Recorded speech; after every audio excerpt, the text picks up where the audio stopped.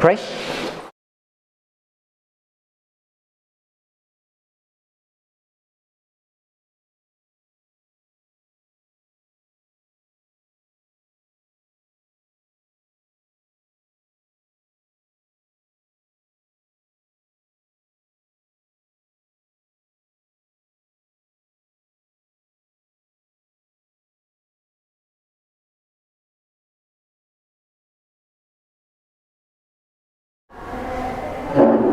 Amen.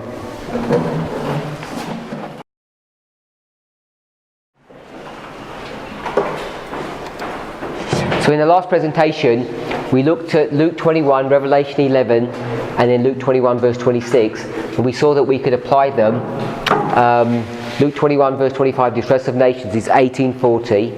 Revelation 11, verse 18, we marked 1848 from early writings, page 41, and then we're saying verse 26 is going to be between 50 and 63, and the reason we're doing that is because verse 26, men's hearts failing them upon the earth, is because of what they're seeing happening in heaven, and there's a cause and effect relationship. So we put that in place.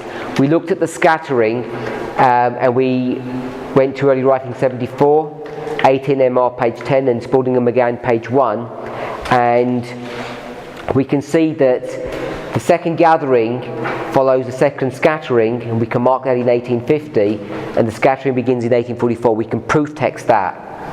We saw that the first gathering was, as Ellen White says, 43 to 44, which from Counselors to Writers and Editors 26 is the first angel's message, and we know the first angel's message comes in 1798, so therefore we're defining the first gathering as 1798 to 1844. If we also wanted to do that a different way, we could go to 1840, and why would we mark 1840 as a gathering? What's being gathered in 1840 that we normally mark? If I say the next bit, you will all know the answer. According to Matthew 25. The virgins begin, they leave their home, they begin to gather together. So we can mark that. And then we've marked the scattering. Then we know that there's another scattering, the third one, and then the third gathering, and we're saying that this is has the characteristics of a triple application. And so then my brother asked, well, how are we going to apply parable of the 10 virgins in this history, 1798 to 1844, history 1, then how would we apply it again? And the reason he's doing that is because there's a tarrying time here. This is early writings, page 55, and I was asking at the end of the class, in this history here, how do we even deal with the parable of the 10 virgins? We spoke about the trimming of the lamps. Trimming of the lamp means to refill your lamp with oil, cut the wick and relight. So I think we all understand that. So I was asking, when does that trimming end? And most of us are saying ends in August. So we just wanted to finish, we just want to tidy that end up. What people are saying, when does the trimming end? They've trimmed the lamps, foolish virgins go, and the wise virgins join the procession. When would we mark the end of that? You said something, Brother Rob? I was asking where the trimming began. Are you marking it in July or also in August? So, it depends who you ask, I guess. If you ask the Millerites, they say 25 verse 6 is July. It's midnight, and that's where the cry begins to be made. They recognize Concord and they recognize Exeter, but they don't say there's something special about Exeter in the way we do. So what we've done is we've taken one verse and we've split it into two. So we've taken the point in time, 25:6, and we've made it a period of time, July to August. So I said if we were doing it, we'd probably go for August. They were doing it to go for July. But if it's July or August, whichever answer you want to give, if you wanted to make the trimming began in July, I guess you might be saying, well, it would end in August, if that's the logic that you want to do. Some people who had said August, I presume they meant that they begin trimming in August and it ends in August. It's all August. Or you could argue it would be July and August. Is that why you ask? And what would you say? I think it ends. The trimming of the lamp is going back to the Bible and looking for the evidence of the coming of Christ. And joining the procession now is when they begin broadcasting this cry as they are approaching October 26th. So I also see it as August. That's where they are trimming the lamp. Okay. You had your hand up? Sorry? Same idea. Okay. Anyone else? Sister Emma? I can't hear you. Just following on what Brother Robert said, I thought the cry woke us up. Is he saying that it was not true before the cry? He says, I think he said, July, it's the cry. I'm not making the point. At the end of the class, I said, we need to think like a Millerite. If you want to be literal about that, they would mark the cry as being July. And he's saying they mark it in July, they wake up, they trim till August, and then they go into the procession. And he's defining the procession as giving out the cry. Is that what you said? And you said there's a defect in that logic? Oh, you thought he said something different to that? I thought he was saying that the cry, it seemed to imply that the cry came after they started trimming what answers were. But it depends if you make the cry August or July, so you see it is July and July. That's what he was saying. July? Did I portray what you said correct? Yeah? Others are saying it's all in August, so you cry, trim, all in August, and then you move on. Any other thoughts? I don't know, but on that line I'm seeing it on a different perspective, because you have said that the tarrying time was in 1844. That's a different line of thought. Just go back. The tarrying time is April. Yeah. They know that. On that thought of the tarrying time in 1844, I was thinking then the trimming would be after 1844, because when they are... Well, yeah, it would be, but we're just dealing with history 1. Okay. Just dealing with history 1. Okay, so no one else? I'm going to disagree with that. I'm suggesting that they're trimming their lamps from, if you go with August, I'll go with the August dates, from August all the way to October.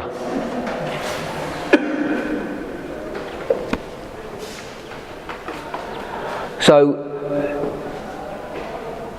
why would I say that?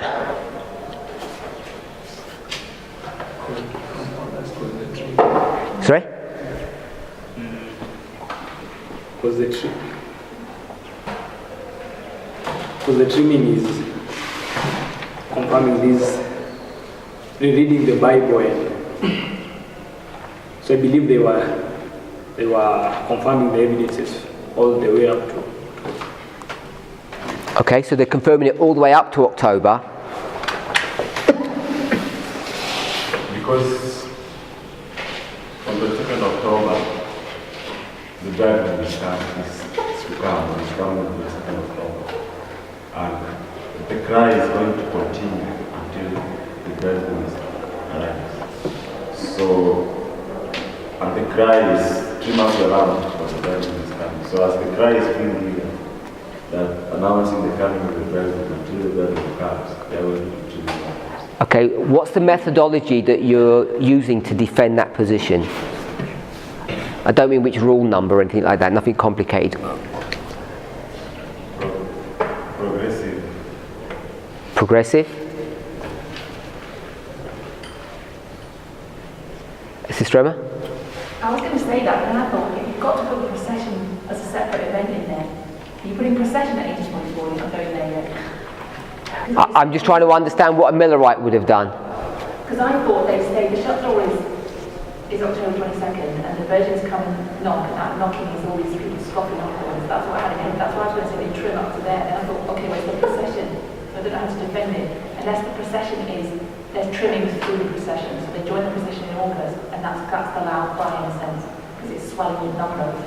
And then they keep on trimming until they get to the door. Is that what you're saying? This is when the parable, to me, just kind of like breaks down. Brother Rogers, then Brother Kefis. Okay.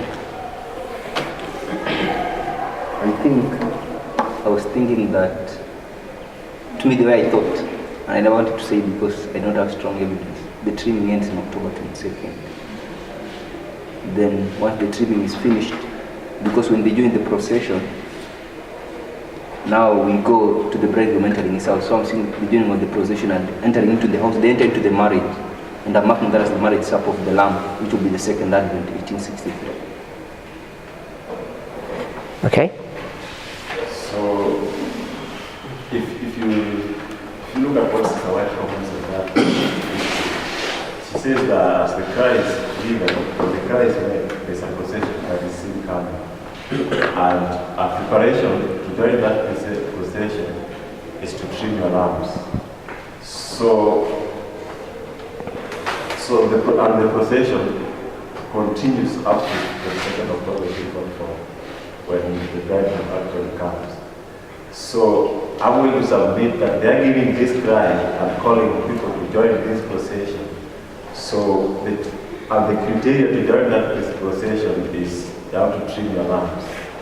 So that's why I'm arguing that it's correct to mark the trimming of the lamb up to the 2nd of October. Okay, so you've changed your position? No, I have changed from August. Okay, yeah. Okay. So in October 22nd, 1844, is that where we are marking where they go to get into the house of the bridegroom? What are we marking in October 22nd? To me, the problem with the Millerites is they almost always only do half a job. Okay, because like Rogers is arguing, the going into the marriage supper is 1863. So what are we marking in 1844 when you say that the trimming ends in 1844? What are you marking? So they don't even have an 1863. They have no idea about that. They've only got one message. And what's their message? Christ is coming back. Christ is coming, the second Advent.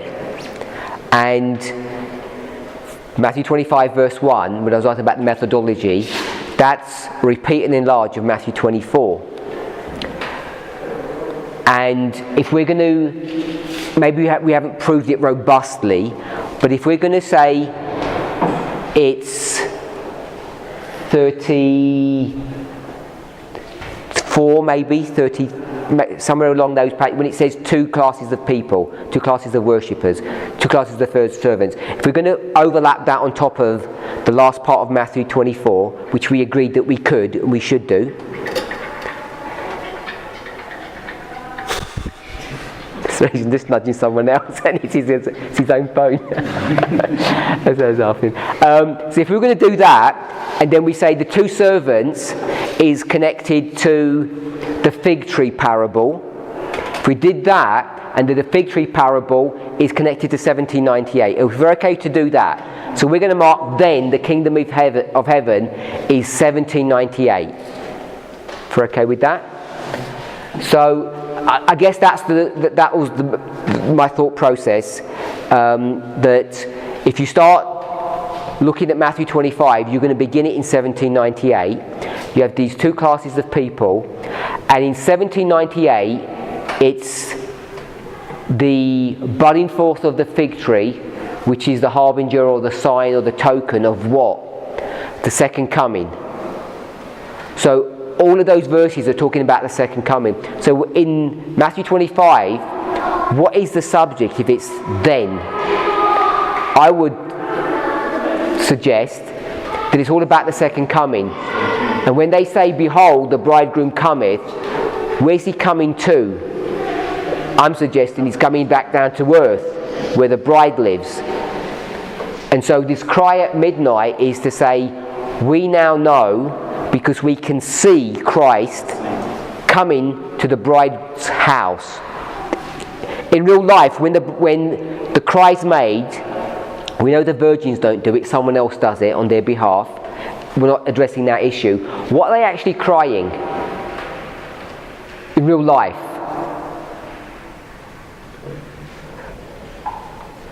I mean, the story, I know the bridegroom cometh, that's what they say in real life, but what is actually going on? If we saw a movie of this, what would we be seeing? We'd see a house. Whose house is that? The bride's house. We've got people outside, 10 of them are asleep, there's someone else outside, and what have they just seen? They've seen the bridegroom in the distance coming, and then they shout out, he's coming. And who are they shouting to? They're shouting to the bride. And where's the bride? In the house. So their job function is to warn the bride so that the bride would be ready when the groom's going to reach her house. So the cry is made as they see the bridegroom approaching. And they're going to do that in August. So how can you see the bridegroom approaching in August? How do you see that? Sorry? How you will see is that the light, if you have trimmed the lamp, they will be producing light to see.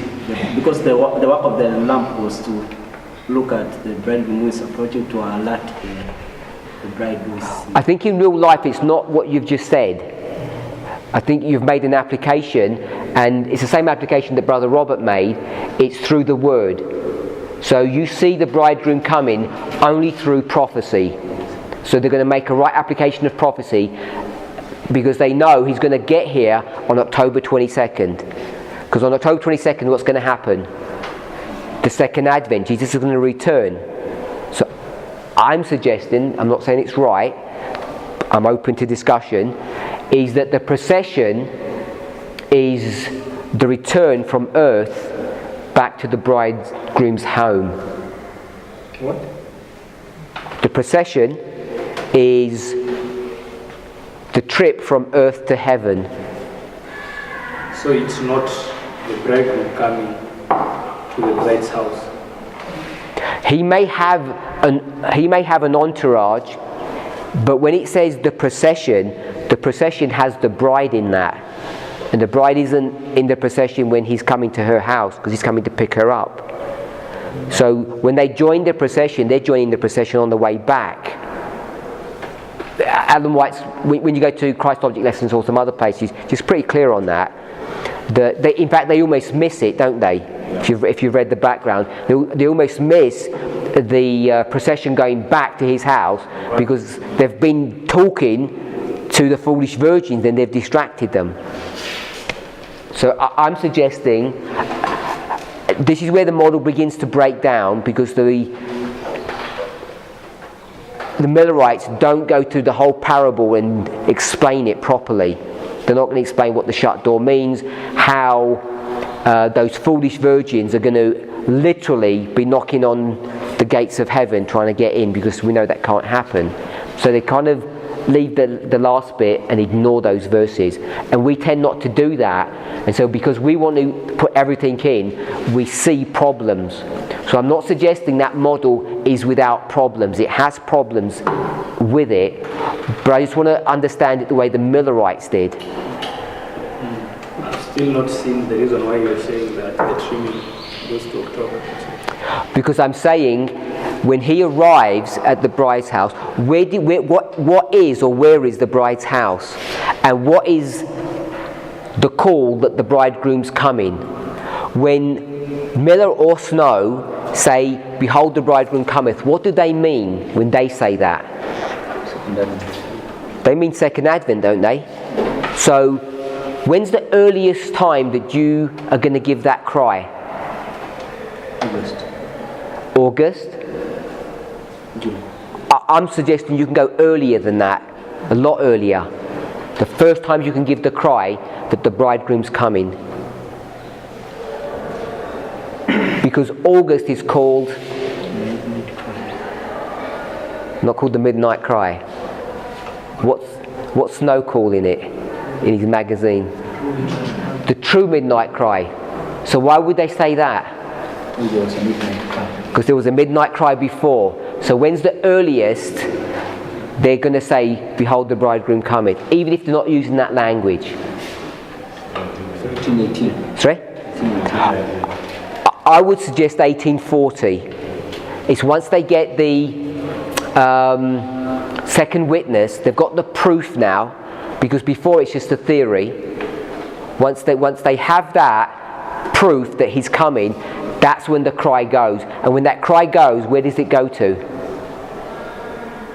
1 foot upon the land and 1 on sea. It goes worldwide. That's the cry.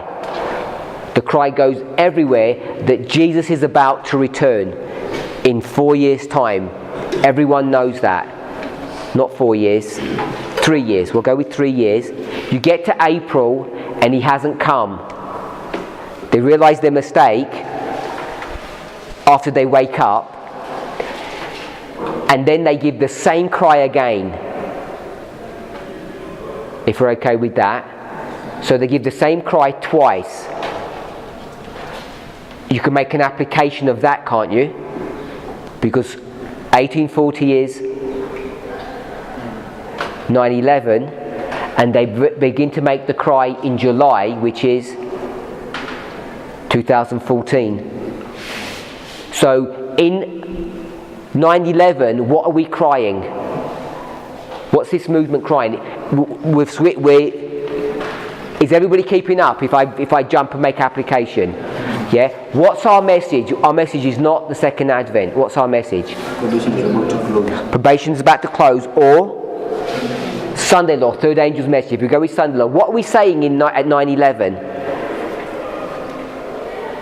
Behold, the Sunday law is coming. And now in 2014, if we're prepared to do July and August and kind of squish them together, because we don't have that much visibility in 2014, what are we saying in July and August, which would be 2014, 2018, behold what's coming? Raphael's coming. See how we've changed and refined and clarified things. So we would say the true midnight cry for us is Raphael. 9/11, we didn't even know about Raphael. So we begin to see that, not that 9/11 was a mistake, because 9/11 is a clear waymark to say Christ is about to return. 1840 wasn't a mistake, but they had problems in that message because they're saying he's coming back in 43. 43 comes and goes, and now they're saying, no, okay, he's coming back in 44. And they're going to say that in July, August. And how do they know he's coming back? To the study of his word. So that's the argument. I'm saying that they're trimming their lamps all the way to October, because they're not even expecting him to arrive at her house until October. If that's okay. We're turning those verses, that singular point, into a period of time. Because we'd say there's a cry made, and I don't know, 5 minutes, 10 minutes, he's going to get to her house, which ends up being an extended period of time, because that cry has to go to many people. So in the literal story, they needed the light to help them on their way back. Yes. Not to go to the brides. No. I'm not saying there aren't any lights coming. They may or may not be. But there's a rule. They say the rule is if you don't have a lamp, you can't join the procession. Because otherwise the foolish virgins could have said, we'll just join along. We'll just join the procession without our lamps. But you're not allowed to. Everyone has to follow the rules. Just have a question. I think it was not just mentioned, but Robert has also mentioned that they are getting into the marriage in 1863. Are we in agreement with the getting into the marriage in 1863.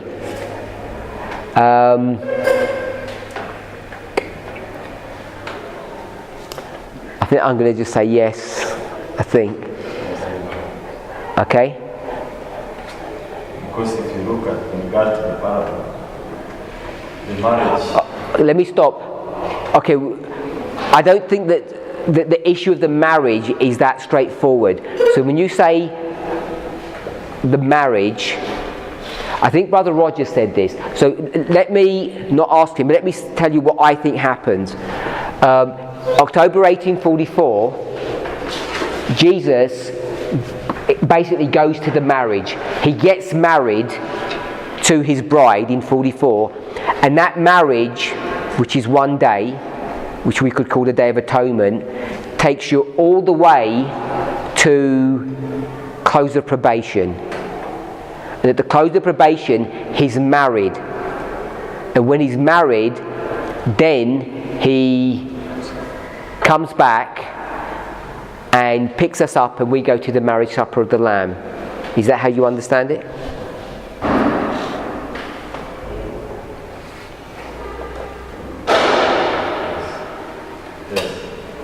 It's a bit dangerous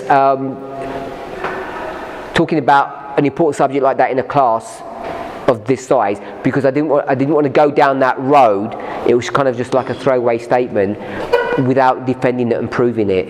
So I don't mind people giving their comment, but if you're taking notes, it may or may not be true what people are saying. Even what I'm saying may or may not be true. I'm suggesting that the marriage begins in 44. He says, wait here, I'm getting married. When I am married, I'll come and pick you up. Is that how you understand it? Yeah, that's how I understand it. But when you look at it,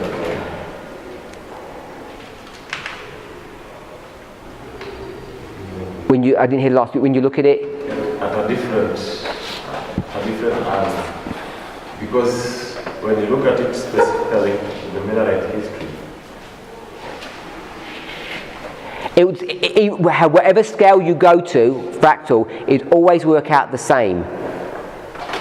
Yeah. So what I'm not harmonizing in my mind, though I understand and I agree that when you go to say that it goes into the marriage, and that marriage takes place and this goes to probation, it becomes part of the marriage. And that's seven houses are what portrays it in the privacy. But now when we are going to make an application of it, like in another history, according to the parable, 22nd October is when, according to our understanding, the Millerites enter into the marriage supper of the Lamb.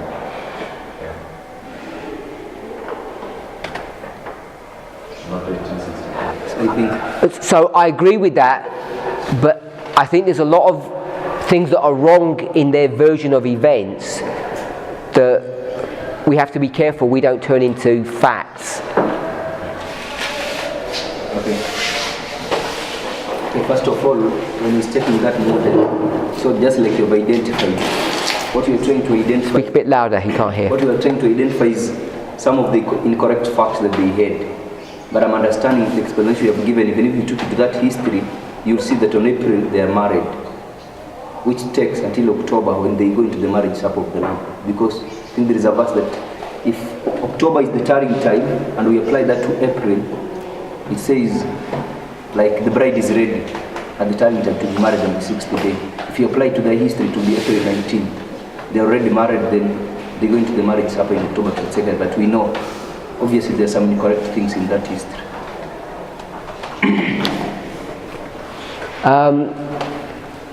Okay, so let's back out of all of that.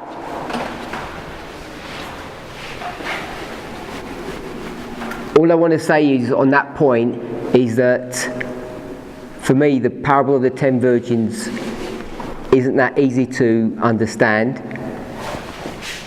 There's things in the Millerite history that don't quite match up with the parable. And I think it needs a lot more work doing to it. Okay, so we've seen triple application. We've seen those 3 verses. let's go back to where we were yesterday. The gift of prophecy in the lines. So we had how many lines? 4 lines, I think. We had Moses, Christ, the Millerites, and Ezra. We left the one Ezra. So we had 4 lines, and in each one, we're not arguing about what the definition of a true prophet is, but what we saw was the prophets had 2 different experiences, if I can say it that way. One was just studying the Word of God, being led by the Holy Spirit, and another one was direct communication with God. He speaks to you, and you have a direct message from Him. So you would be saying, like, "Thus saith the Lord," because He told me directly. So if we've done the lines one, the question is, when is it going to be restored? When is the gift of prophecy going to be restored? So someone had the passage. Let's go to that passage where we're picking up that the gifts are going to be restored. I think someone said it's either patriarchs and prophets or prophets and kings, one of the 2. Job. Sorry? Lamalinda message 33, paragraph 8. Say that again? Lamalinda message. Oh, it's not there. I made a mistake. What's the coding for that? LM. LLM. 33.8.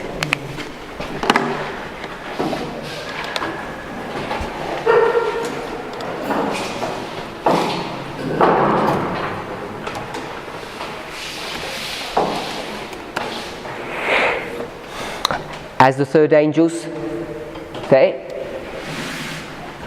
Yes? As the 3rd angel's message, yeah? Okay.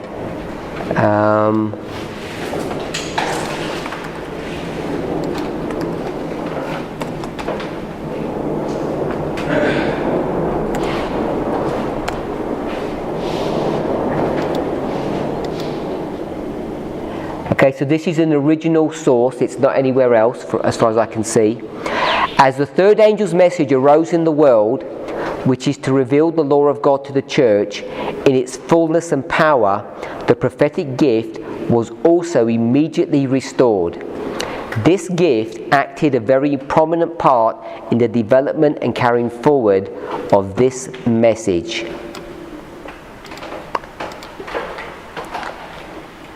Okay, so is that the only passage we have about restoration of the gifts, or do we have any others?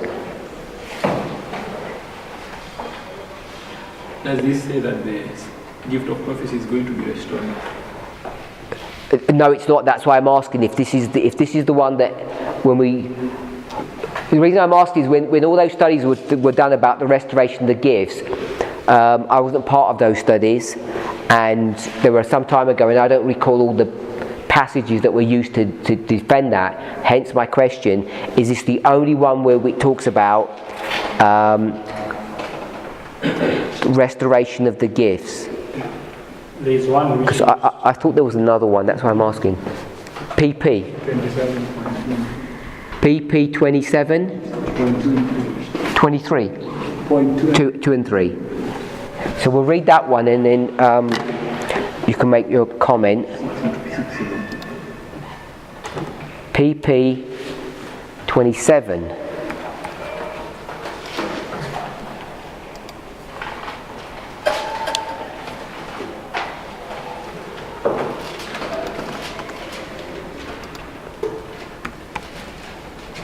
PP 27? I can't find a PP 27. I think it's in the introduction where she speaks of spiritual gifts.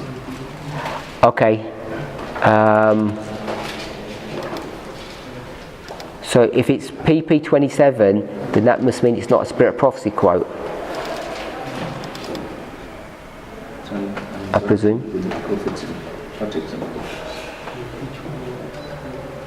Okay, so that's why I couldn't find it. It's not a spirit of prophecy quote. Where do we begin? Among? Is that where you want to pick up from? Oh, you want to begin from Revelation 12? I'm going to go to the paragraph before because it mentions gifts. Among the agencies which the apostle in his letters to both the Corinthians and Ephesians enumerates as gifts set in the church, we find pastors, teachers, helps and governments, and all these are acknowledged on every hand as still continuing in the church. Why not then the others also, including faith, healing, prophecy, etc.? Who is competent to draw the line and to say what gifts have been set out of the church when all were in the beginning equally set therein? So set out and set therein means taken away and given, I think.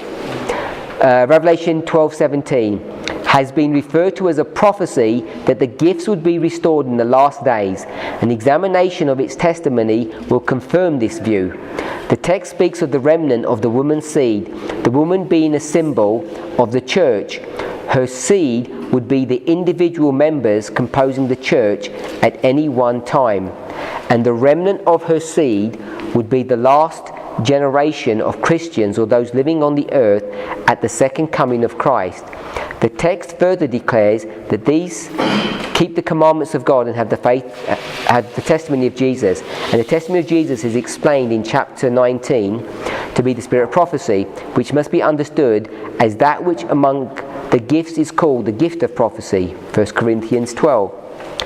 The setting of the gifts in the church does not imply that every individual is to have them. So,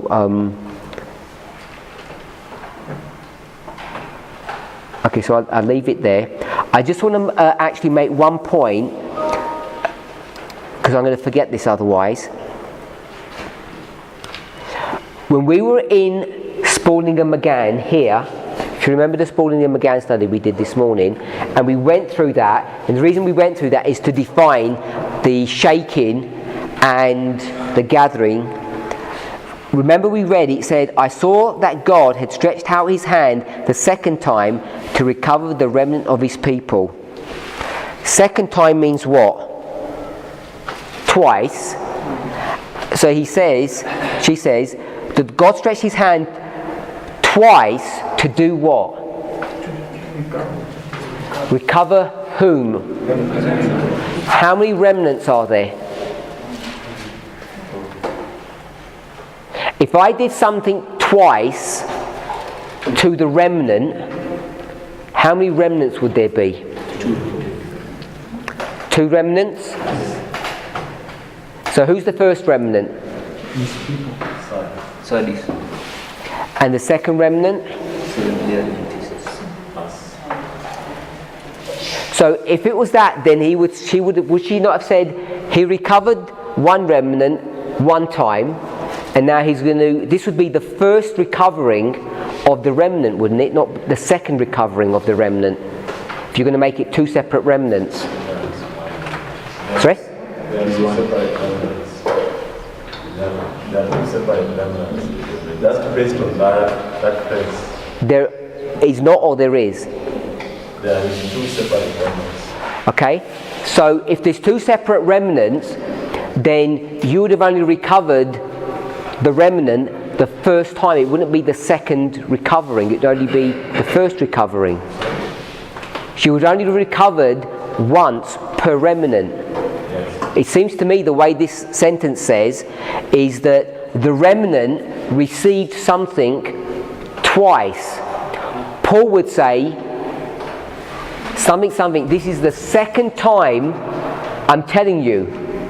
I don't know what passage that is. Sorry?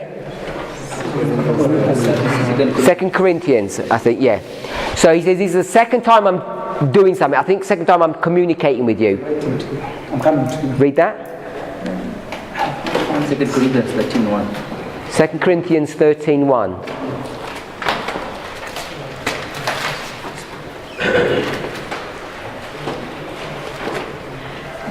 This is the third time I am coming to you. Oh, the third time. Oh, okay. That works just as well.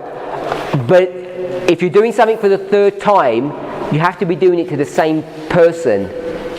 So I'm saying it's to the same one here, that he stretched out his hand the second time for the remnant.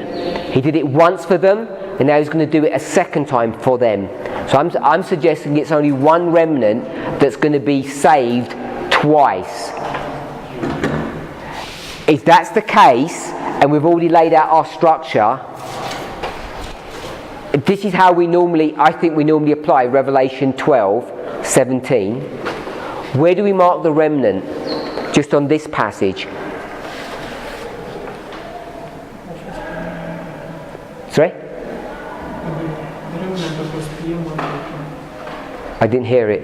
I'm saying, let us where we mark the remnant of SPM 1. Yes, Spalding again. Where do you mark the remnant beginning? According to this passage that we just read. And this is the structure that we've created from that passage. My brother?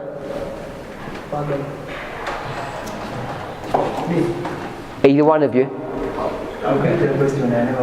Where do you mark the beginning of the remnant? Where is the remnant created according to Spalding and McGann?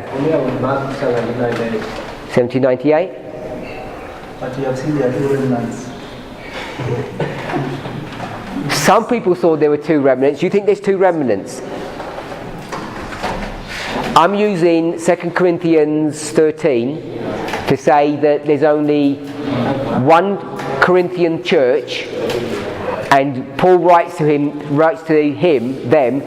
3 times. This is the 3rd time. So I'm saying God's going to recover the remnant twice. If we could do the grammar bit and say it's the definite article, the remnant, singular. But rather than 2 times, but the same remnant. That's what I'm suggesting. So from here I see 2 gatherings. Okay, so my question is, when does the remnant begin? Beginning 1798. 1798. That's what.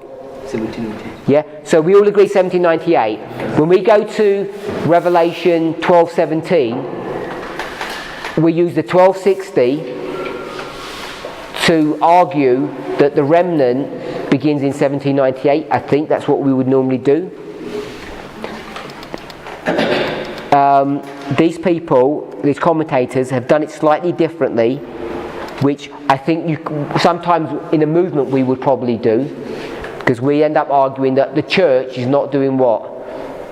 Keeping the commandments properly, and they're not keeping the testimony of Jesus, spirit of prophecy, but we are at the end of the world. So I think that's the argument they're using. We'll read that again. Revelation 12:17 has been referred to as a prophecy that the gifts would be restored in the last days.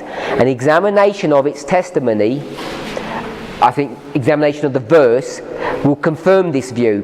The text speaks of the remnant of the woman's seed. The woman being a symbol of the church, her seed would be the individual members composing the church at any one time. Do we agree with that? That the seed is what? Individual members. And the remnant of her seed would be the last generation of Christians, or those living on the earth at the second coming of Christ. The text further declares that these keep the commandments of God and have the testimony of Jesus, and that's the spirit of prophecy. So how are they using that passage? Seems to me that they're saying 12:17 is talking about the final generation, and they're saying that's the correct way to read it. And I guess I would argue that I'm not sure that it is the correct way to read it. Depending on what we're going to define generation as, of course. If you define generation in this way, then I think I would agree it needs to be option 3. If they're going to define generation as someone who sees the beginning and never dies, it would be either number 2 or number 1. In which case, it couldn't be number 1, because number 1 never see Christ coming back, so it would be number 2. So they're going to say this generation is this extreme view, or the remnant is the extreme view that we normally hold. But normally I think Adventists take this position. Are you okay with that? So what is this passage saying, if we're going to use this to talk about the restoration of the gifts? What's that? What is all of that saying? Let me ask another question before that one. We've read what this person says. How do you read that passage? Option 1, 2 or 3?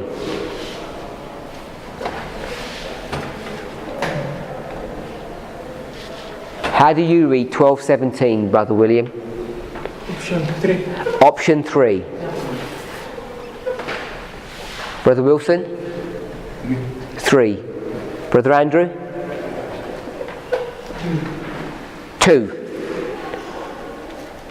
Why 3?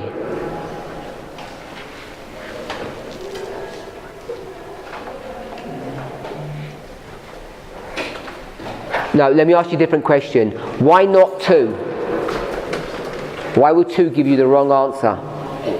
I'm confused. Oh, you're confused. Okay, let's get the confusion. 12:17. You know the verse reasonably well. It says the remnant of the seed. I want to know who the remnant are. Is the remnant 1, 2 or 3? What do we call 1? We've got it here, the Millerites. Number 2 is 144,000. Number 3 is Adventism. Who is the remnant? That's what I'm asking. Brother Wilson says the remnant in this verse is Adventism from 1798 all the way to the end of the world. Brother Andrew's saying it's not. The remnant is the 144,000, 1989 to the end of the world. We're using the word remnant interchangeably with this generation because we got this generation from Matthew 24 and we're getting the remnant from Revelation 12. So tell us why it can't be number 2.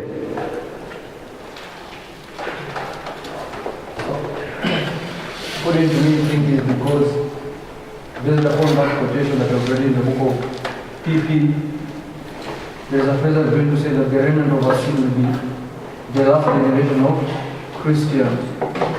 And we've been laboring to understand what is this generation, and we identify that this generation is from 1798 to the second coming. Okay? That's your argument. Do you agree with that, Brother Andrew? You change your position?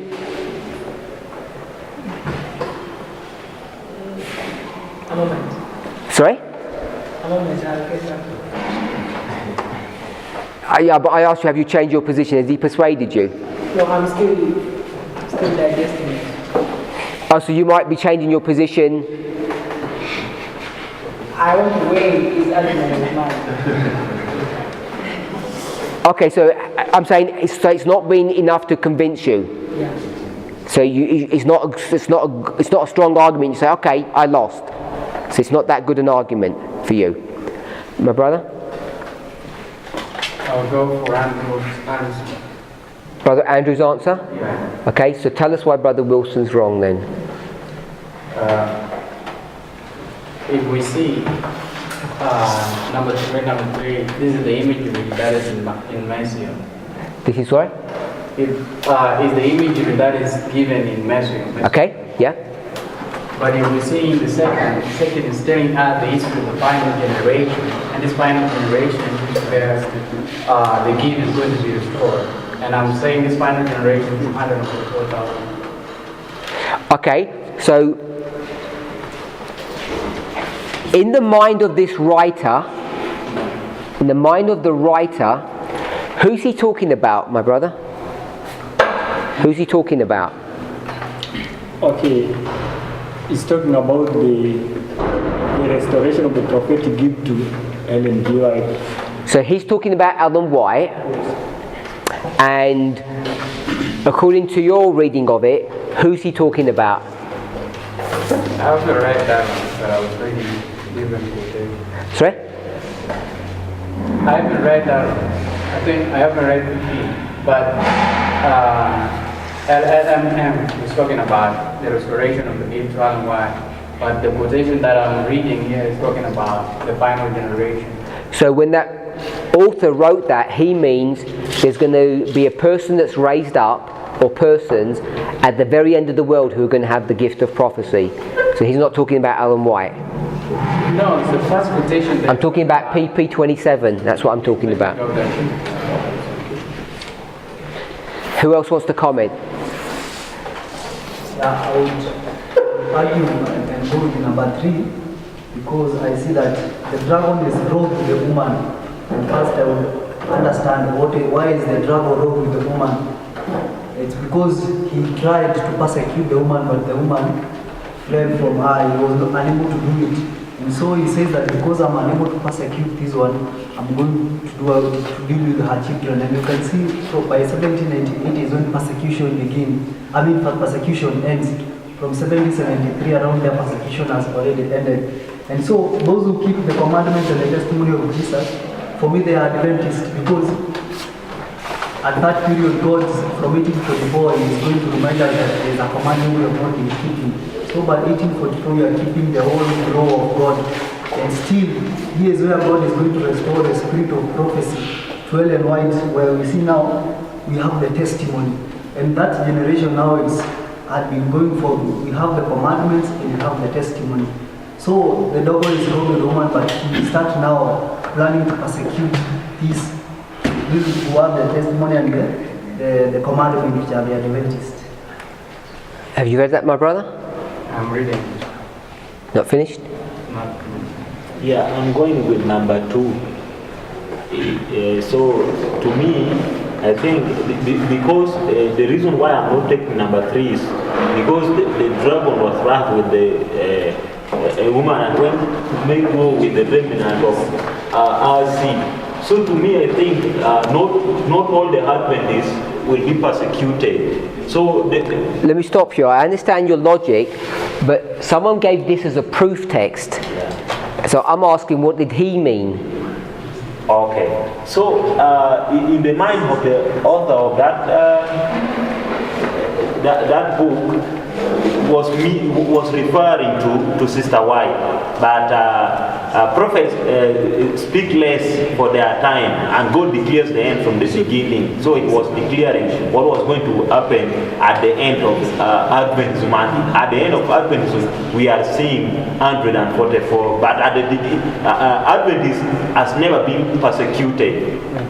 I would disagree. I think they've been persecuted. But that aside, if we're going to say restoration of the gifts, this one is not a primary source. First of all, it's not even inspired, and even then he means Ellen White, you agreed. And LLM, we read that casually, but someone's already observed that's talking about Ellen White as well. So neither of these are talking about sometime in the future there's going to be a restoration of the gifts.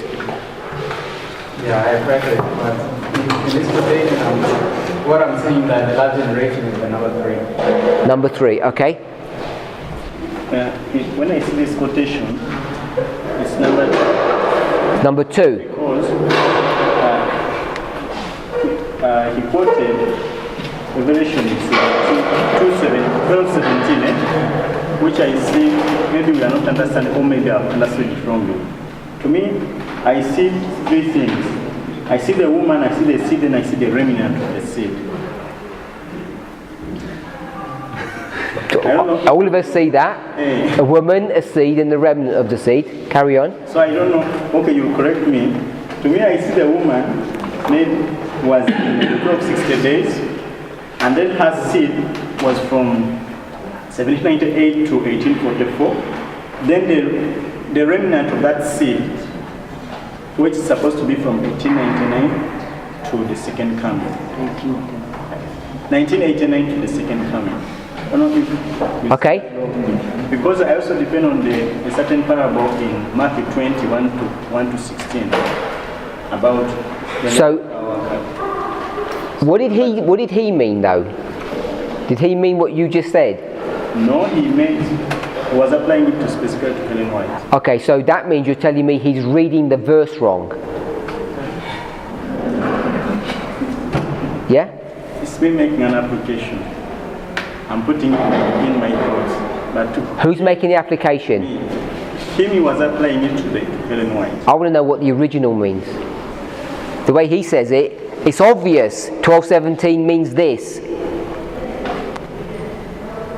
An examination of its testimony will confirm this view. The text speaks of the remnant. He's telling you original definition. You're saying you agree with his original definition or you disagree with it, and you're making an application. Have a think, Brother Rogers. Okay, I think when we're looking at this quotation, one thing as we have been going through the classes, the Lord has been trying to teach us how to read inspiration in the Bible. So I believe when we're asking the question, we are asking for the original intent of this writer. The original intent is referring to history 3. So my other question next then, is he correct? Because my brother said he's wrong. He said he's reading 12:17 incorrectly. He says the woman is the 1260 here. This is the seed, and the remnant is over here, I guess, sometime afterwards. 3 separate groups.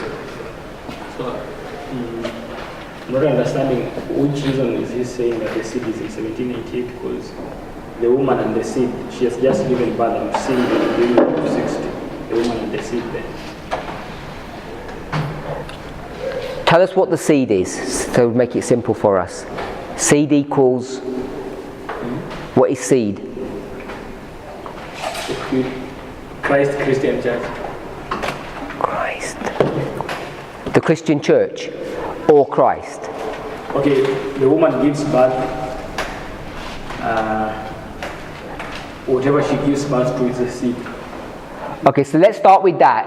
A seed equals whatever you're giving birth to. Is that what you're saying? Yeah? Don't know if that was funny, but where do we first pick that up? Genesis, isn't it? So pick up in Genesis. There's your seed and his seed. Either way it goes, his or her. And that seed is whom? They think it's Jesus. No, they think it's Cain. And then they realise it's Seth. And all the way through, everyone knows that the seed is the grandchildren or the family tree of Eve. Until Paul comes and says what? He changes it all. I don't know, 4,000 years of history, and says, by the way, let me remind you that the seed doesn't mean you're not the seed. The seed was Christ. And there's some tricky thing by saying, I'll prove it by what? How does he prove it's Christ? It says that it doesn't say of many, but of one. So that's grammar. So he's going to use a grammar argument. I find that really crazy in my opinion. He uses a grammar argument to say, if he meant lots of you, it would have said, and her seeds. But because he said seed, singular, it must be one person, Christ. I honestly don't think that's a good argument, to be honest. Not grammatical anyway, because seed, it could be many. So besides that, he's a prophet and he can say what he wants, we accept that. So that's how you can show. And I think does it say the seed in Revelation 17? It doesn't. It just says gave birth. Sorry? No, not the last part. He went to the birth of the child at the beginning of the chapter. There it just says child, man-child. I don't think it says seed. But we can go to Paul, and Paul says the seed of the woman, the seed of Eve, is Christ. Therefore you can apply it to Revelation 12. And it's also all of her children, which is everybody. It's the church. So you said Christ and the church, yeah? Is that what you said? Yes. Yeah. So we know it's the church because how many churches have there been? One church from the very beginning. The church has been a collection or a body of true believers. So it's a simple definition. So let's go back into 12:17. It said, went to make war with the remnant of her seed. What does that mean? So I was saying, Opio was making the point that... You read it for us. Tell us what the remnant of her seed means. You want me to say remnant of her seed? Is that how? No, you read the Bible. You read what it says literally, and then tell me what it means. Because have I misquoted it? I thought it said remnant of her seed. Okay, so she gives birth to the seed, and then they are chased. They are chased and they flee through the 1260, and then it's when we get to the 1260 that we are going to have the remnant of her seed. So the remnant of her seed is what has remained after the persecution that has been going on during the 1260. So I'm not seeing the seed as being in 1788. I'm seeing the remnant of her seed being there in 1788 after the 1260. Tell me where to put seed. Where to put seed? The beginning, even the beginning of the 1260. Okay, so you want to put seed in Genesis, saying the seed's been all the way there, and then in 538 you see the woman, she gives birth to a seed, the seed escapes, she escapes, because she goes into the wilderness, he goes to heaven, and at the end of that you see the remnant or the leftover of her seed. So to say that simply, if I understand what you're saying, is that seed is church, and all the verses saying what's left of the church, the remnant, what's left over. And if you're going to do that, what is the church in the 1260? Not the name of it, it's the woman, isn't it? The woman is the church. So the seed is, according to what he said, he says the seed is the woman, isn't it? Isn't he saying? Are you saying that the seed is the woman is the church, the seed is the church? I think that is what I'm saying. The seed you have to take all from the beginning, but you take the church, the woman is there before 538. In fact, the woman's where? At least 4 BC, in 12. In 12:1 she's there in 4 BC, 500 years before she flees into the wilderness. So she's there, and she's the church, and the seed is the church, the body of believers. So Brother Robert's saying that the seed equals the woman, and in 1798 the dragon is going to attack what's left over. And what is left over? It's the remnant, or what's left over after Sardis has been and gone. And we would argue it's Laodicea, wouldn't we? Could argue it's Philadelphia if you wanted to.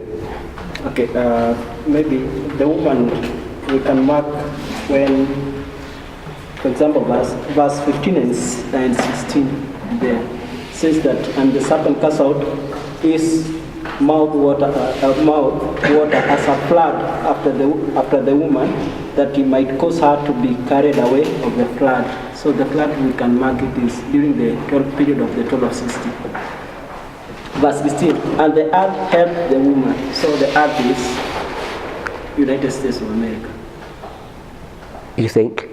Okay, that's how I think. Okay. And the earth opened her mouth and swallowed up the flood which the dragon cast out of his mouth. Verse 17. So that is verse 17.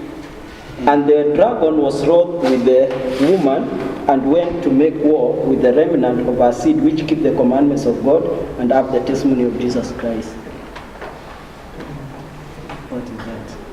So there, verse 17, it gives us from 1989.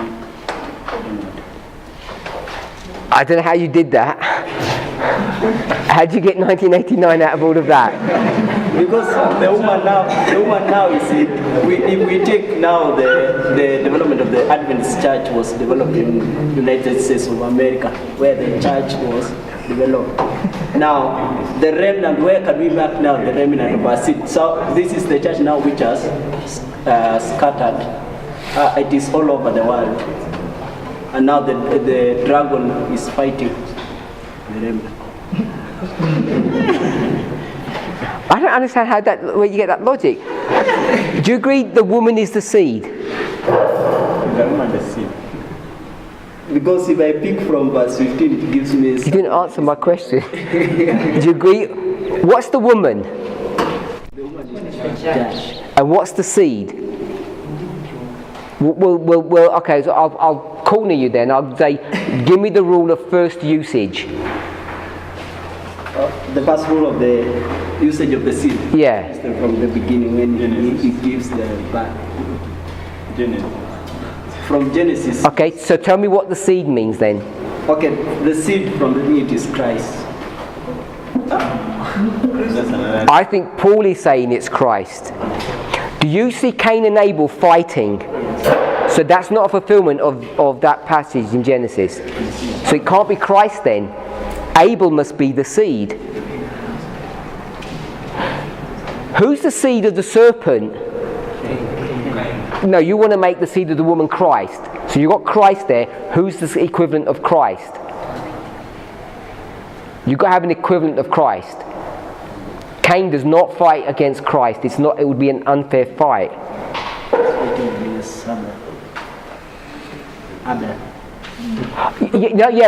understand that. The reason I said that was because if you want to make the seed Christ, then you have to tell me who the seed of the serpent is.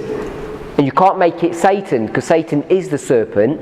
So who would his seed be? It can't just be a normal human being if you're going to make it Christ. If Christ is the Saviour, which you're going to say is the seed, he's the real proper definition of the seed, then you've got to come up with a real proper definition of what Satan's seed is. It's got to be some superhuman, really great person that's going to destroy all of us. And I don't think you have one. So Paul, you know, he's making an application. Can't be the original intent. So what I've done in these verses, it is the application. What I've done is application. Yes. Yes. So from that is verse 15, 16 and 17. 15 and 16 is the Dark Ages. Yes. We know that. After the Dark Ages finishes, you get the leftover. What word is leftover? If I'm going to change remnant to leftover, what should that remind us? That which remains. What's that? That's Sardis. And we know Sardis is 1798. I think we'd be really struggling to make this 1989 on number 2. So this is number 3. I thought that was only going to take a couple of minutes, but it took a bit longer, which is okay. All I wanted to do was to go to Spalding and McGann and show that there's only one remnant. And if we go with the idea that there's only one remnant ever, you know it has to be 1798 in verse 17. It has to be that one, because there aren't 2 remnants. Okay, so you've given me 2 passages, and none of them are primary applications of that the gifts are going to be restored. So is there another one? I thought there was another one. Can you see Prophets and Kings 6:17? I'm not sure. PK 6:78. Paragraph 2.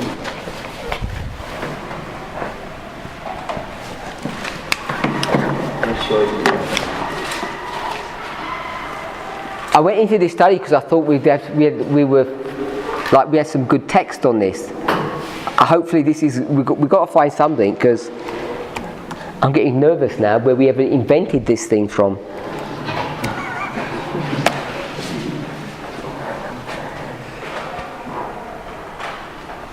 I thought there was going to be some letter or something, and Ellen White says, this church is in apostasy, and when we come back onto our knees and we pray to God and we get our act straight, He's going to respond and we're going to have the restoration of the gifts. That's what I was expecting. I'm not telling you off, I'm just saying that I thought that's what we'd find. Maybe that is correct, but maybe amongst us we don't know what that passage is. Maybe we weren't there when they did those studies. Okay, paragraph 2. In the time of the end, every divine institution is to be restored. The breach made in the law at the time the Sabbath was changed by man is to be repaired.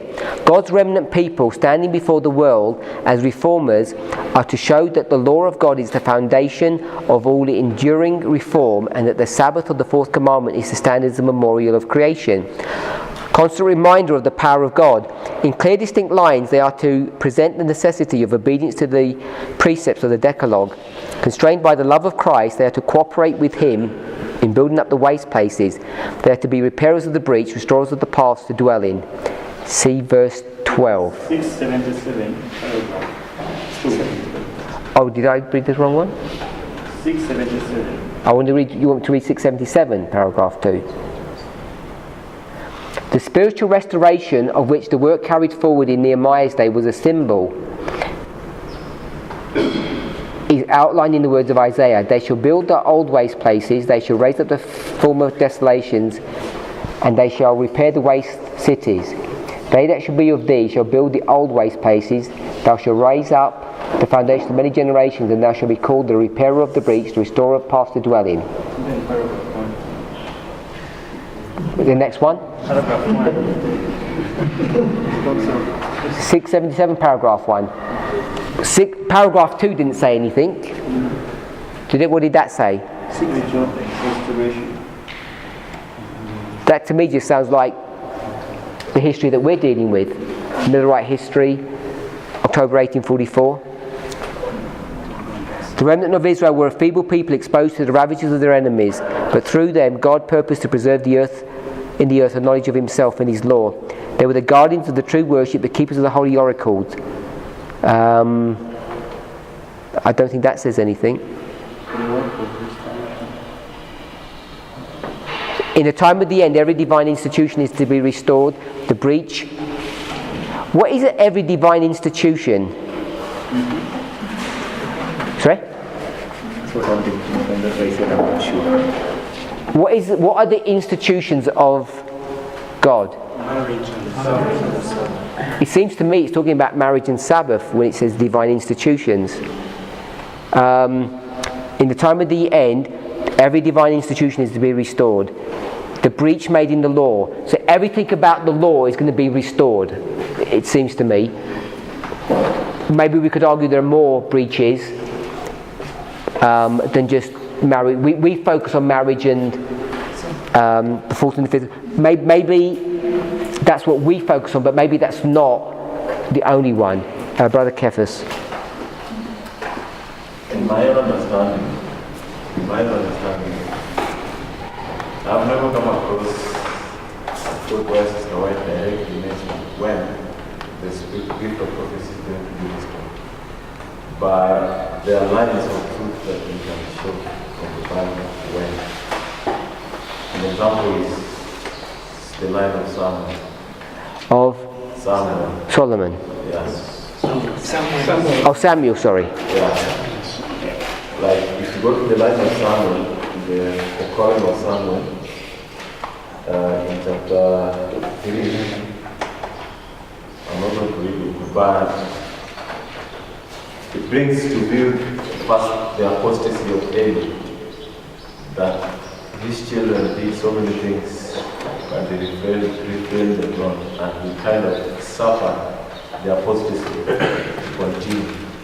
Therefore, the Lord is going to say that He's going to reject Eli, but He's going to come up with a new priesthood, sacred priesthood. When you look at Samuel, Samuel, after that Samuel is going to be called 4 times. And when he is called in 1 Samuel chapter 3, the Samuel in the verses where it says that all Israel saw that Samuel was a prophet from Dan to Beersheba. And when you go into the Word of God and run that phrase, Dan to Beersheba, it shows it's a symbol of what takes place from the Benach crime to the Samuel when you're looking at the line of. So I'm submitting that one of the lines that we can use to show when the gift of prophecy is going to be restored is the line of Samuel. But I have never come across, probably there might be, but I have never come across a quote. Okay, Sister Emma? Yeah, I'm just looking at divine institutions. She only uses it 22 places, and she said it's the Sabbath, it's marriage, it's the family, and it's the entire system of Judaism, because that's an ethical law. The root of it seems to be it's all legal. Sabbath. Sorry? She said Sabbath, marriage, and family. And the entire system of Judaism. So, I think that's really clear us about the lines, because we have other lines using the fire scheme. yeah, I didn't want to use lines yet. We're going to the lines, but the problem with lines is we might have made a mistake in the lines. That's why we want to know when is it going to happen. So the question is it even going to happen? And if we're just going to use lines to say that it's going to happen, I'm not saying it's not good, but I had assumed that we had a reference point, a hard quote that said something. I think we had a quote. I'm not sure if it's the one who just has read, but there was a quote which was saying that at the end of time, God's covenant with his people is going to be restored or something of the sort. And that's why we began picking this point that perhaps one of the things that is going to be restored is the gift of prophecy. Because we went and there's a way we were saying that if either you were saying the covenant or the institution or the gift, and we will now go to Paul and look at the gifts that the church has been given, and one of them was the gift of prophecy, which presently we do not have. We have the gift of prophecy in writing, but we don't have it alive in the church. So you are saying that that is going to be restored. So I'm not sure whether you are directly saying this is the gift of prophecy, but I think it was something to do with the gifts being restored. But you're piggybacking that onto covenant. Yeah, I think it's that quote that we are using. Okay. Quick questions because we're running out of time. I think let us read CET. Page 242. So you read that quickly. Saying, but the scriptures, while foretelling the dreadful apostasy, also plainly teach that just before the second coming of Christ, many will be rescued from darkness of error and substitution. One more, the earth is to be enlightened by the glory of God. The pure truths of the Bible are to shine forth. And in this time of the heavenly illumination, making the approaching aims of the age, the gift of the Spirit are again to be manifested in the true church. Okay, so we'll have a read of that one. We'll do that out of class. Yeah, I wanted to say something concerning the lines, because we are looking for the firm quotation to prove that the gift of spirit of prophecy will be restored. But there are so many things that the line brings in, which we do not have a clear quotation, like the issue of public evangelism. We don't have a spirit of prophecy quotation for it, but the lines has brought it forth. I'm happy if we don't have a quote. I'm not saying we have to have one. I just thought that there was one in all of those studies that were done, because we seemed really confident about it. So if we can't find any, then we can't find any. That's fine.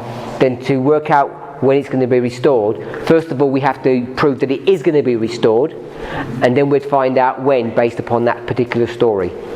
So see if you can find something in your personal studies, and if we can't, then we'll start looking at the lines tomorrow.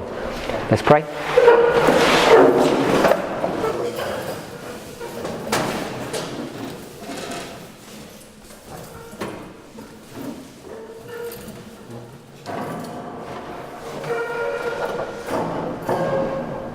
Heavenly Father, we ask and pray that you would guide and direct us in the study of your word. Lord, as we try to review material that you have given to us over the months and years, as we perhaps look at these things for the first time, help us to look with a critical eye, to be careful about what we're reading, so that when we accept these truths, we know to the best of our ability that these things are so. Be with us, guide us and bless us to this end in Jesus' name. Amen.